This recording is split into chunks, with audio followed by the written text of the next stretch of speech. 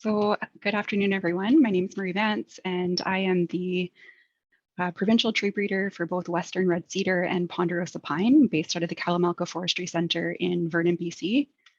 These species don't seem to have a lot in common, I know, but these are both new programs and they are similar in the sense that both are species that are predicted to undergo an expansion of their climate niche. So with red cedar in particular, I think a lot of people tend to think of it as a coastal species. I went to school, I did my PhD on Vancouver Island, so I completely understand where that's coming from. And I think especially when we think about the art that we just saw, West Coast art and cedar are very, very closely connected. But we do also have an inland temperate rainforest. I don't know if anyone has been to the ancient forest east of Prince George, but I highly recommend it.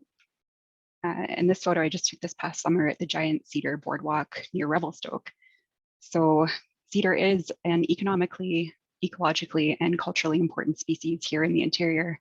And I've just put up a little photo of a cedar root basket, which for myself, I grew up in Vernon and I actually had to weave one of these in high school as an art project. So it is part of our culture here too. To reinforce that point, so in terms of inventory, 81% of the cedar in our province is found in the coastal western hemlock beck zone, but 17% of it is in the ICH, the interior cedar hemlock beck zone. And I've just put up on the x-axis here, volume by TSA, and you can actually see with the colors, like the age classes of the cedar in those areas. And so it's interesting that the Kamloops and Okanagan TSAs, for example, have so much cedar. You think of those as being dry places, but you just have to go a little bit up the hill and you'll find the ICH there. In terms of harvesting, 137 million cubic meters harvested between 1995 and 2017. That's of cedar, of course. It's only 8% of the total provincial harvest, but I believe cedar is our 6th most important species in the province, and 20% of that harvest comes from the interior. So on this plot, I just have the volume harvested, and then in the purple, the value of that timber, and you can see the crash in 2008, for example. Because of that harvesting, we replant here in British Columbia. So cedar, there was an average of 8.8 million seedlings planted in a similar time frame. So that represents 4% of the total planting, and corresponding to the harvesting, about 20% of that is happening in the interior. But right now, all of that is B-class seed or wild stand seed. So it's not coming from orchards with parents that were tested and have some level of genetic gain over wild stand seed sources. So there is a need for seed, or as Annette said, we want those high gain seedlings for planting, and that's only going to increase. This is from Will's presentation earlier. On the left, you can see the current distribution of the species in 2 different site types. And then in the middle, the blue represents the expansion of the climate niche. So given that need for seed, in 2020, I proposed the establishment of a new interior Western red cedar program in the interior, with the goal of establishing first cycle progeny tests in order to identify families with superior performance for whatever traits we're interested in, to inform seed transfer policy, and of course with the ultimate goal of establishing seed orchards that will produce seed for reforestation. I just have some photos here from some cedar test sites. So I'm not starting from scratch. And to that effect, I just want to say, so John Russell, who many of you probably know, had established a whole series, or a whole interior provenance trial experiment. And so in the map that you can see here, the red dots are the test sites and the triangles represent the seed sources. So he had seed from everywhere, but he did also have 58 interior provenances, approximately 10 parents per provenance. And so that's quite a lot of material being tested. And then in addition to that, he actually established clone banks at 2 sites. So one at the Cowichan Lake Research Station and one in the interior near Enderby, with over 500 parents each. And those resources are not insignificant. They provided a huge jumpstart for me. So one of the first things I did was a provenance analysis, or an analysis of all of the data that had been collected from that trial. This plot shows test site on the x-axis and proportion survival on the y-axis. So unfortunately, there was actually quite a lot of mortality on these sites. And I think that goes back to what Kevin was talking about before. Um, I saw a lot of mortality that could be attributed to a lot of different things, but cedar is especially frost sensitive. And on a lot of our test sites, you would see wherever there was a depression or the opportunity for a frost pocket to form, the trees would be dead. So site selection is extremely important in this species.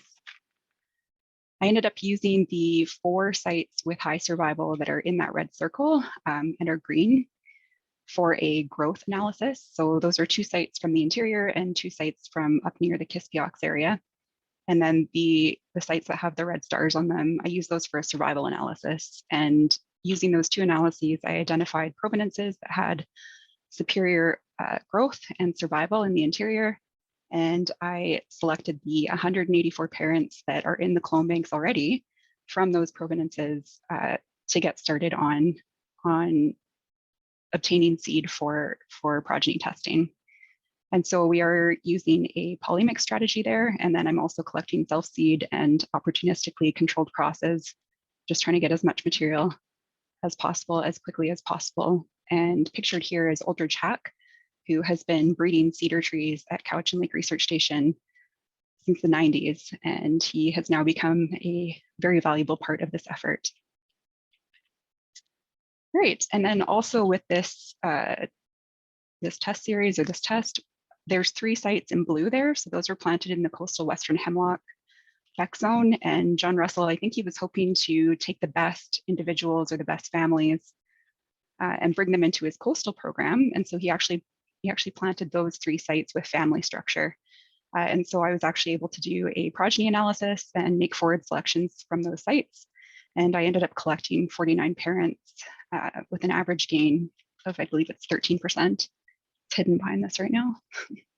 Yeah, of 13%. So yeah, I mean, the reason why I'm taking the best provenances out of everything, the best parents out of these family-based trials is I want to make as much gain as quickly as possible. Another option that was open to me and that I ended up taking advantage of was using coastal material. So this figure is from a paper that was published in 2008. I believe they used 8 microsatellite markers to look at the genetic structure of interior coastal cedar.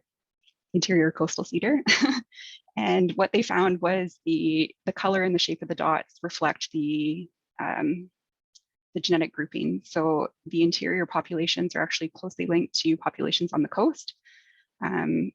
I think it was initially proposed that there was a single refugium for the species during the Pleistocene in Central Oregon, and that the species expanded north out of that. There was a recent paper that Tal just pointed out to me that said there might have been another refugium in Idaho. But regardless, there's very little genetic differentiation between the coast and the interior. So this paper said 4%. 4% of variation was attributed to region. I think Tal, even though his sampling was a bit limited, found less than 2%, and that other paper found like 1% differentiation between coastal and interior populations. So given the lack of genetic differentiation, and then the fact that Lise van der Merwe, the coastal Western red cedar breeder, found in her masters that a very important trait, so cold tolerance, also failed to show any pattern of local adaptation. So if you look at this figure here, I think the dots represent the best linear unbiased predictors for cold tolerance. So from blue to red is the most differentiated. And you can kind of see that the blue dots are scattered, the red dots are scattered, they're in the coast, they're on the interior. So there's no clear pattern of local adaptation. Anything then could potentially do well in the interior. And so based on that premise, I have stolen some of the best material from the coastal program to test in the interior, including especially trees that have been identified as having heartwood rot resistance. So this was based on the GAP project. And I would like to give special thanks to Omnia.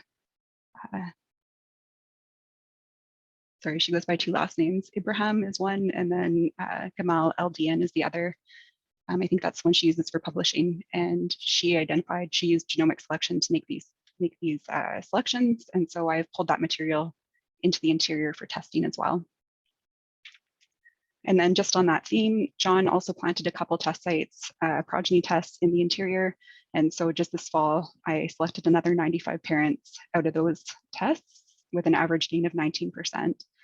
So this is Val Ashley. She is the interior cedar technician, and she is a huge help for all of the work that I'm describing here. So once we make our forward selections, we go out and collect scion, and these are pictures from scion collection trips we did in the Barnes Creek Clone Bank and also in the Powell River area this past spring. We then graft that material. So we have a crew up here at Cal who are very good at grafting, and we've had over 90% success or 90% survival. And then once those grafts are big enough, we are going to be planting them out into a new breeding arboretum here at Kalamalka. And this is my colleague Kyle Maddox. He just did this 2 weeks ago. We're getting the ground ready and we're planning to install a fence to keep the deer out so that we can really get going on this. But despite all of this energy and effort, so I have over 400 trees selected now as a base population for this new program. Even though the census size will be a little bit higher than the effective size because there is some relatedness, especially within the coastal selections. Despite all this enthusiasm and hard work, if you look at the very bottom row on this Gantt chart and the bright purple bars, that's when we would actually plant out test sites.